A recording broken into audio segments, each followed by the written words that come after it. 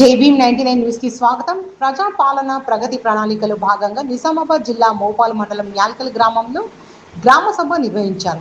ఈ కార్యక్రమానికి జిల్లా collector Ila Tripathi, police commissioner Sai Chaitanya హాజరయ్యారు.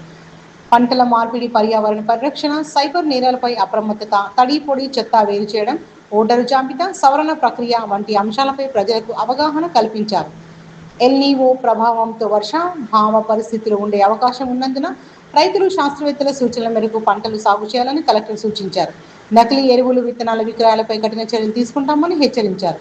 పర్యావరణ పరిరక్షణ కోసం మొక్కలు నాటాలని, వరి కొయ్యలకు నిప్పు పెట్టవద్దని ప్రజలకు పిలుపునిచ్చారు.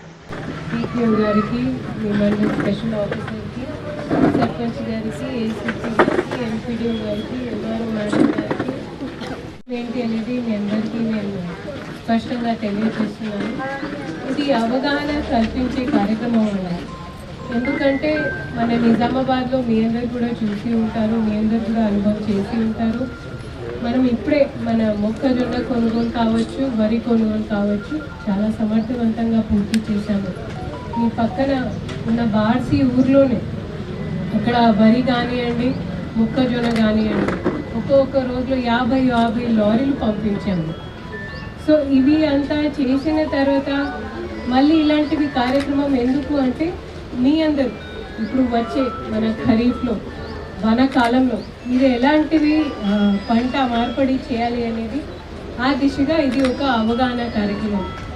కొంచెం ఫోటో తీసుకుని ప్రమాదం, సంక్షోభం అలాంటివి పరిస్థితి రాకుండా ఉంటుంది.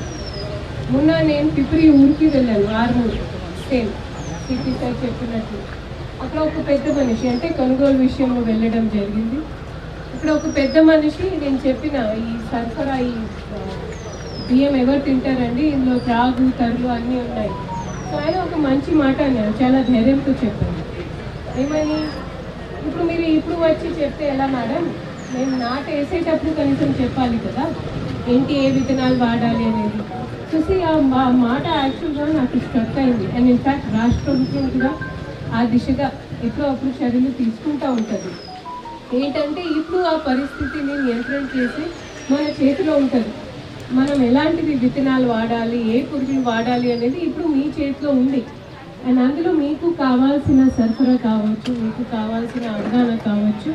ప్రతి ఒక్క మంగళవారం నాడు మేడం మీరు ఉంటారు కదా, హీరా గారు ఉన్నారు మీకు వ్యవసాయ ఎక్స్టెన్షన్ అధికారిగా, మీకు రైతు వేదికలు అందుబాటులో ఉంటారు ప్రతి ఒక్క మంగళవారం. దాని తర్వాత ఓకే మేడం కూడా ఫీల్డ్కి పోతూ ఉంటారు.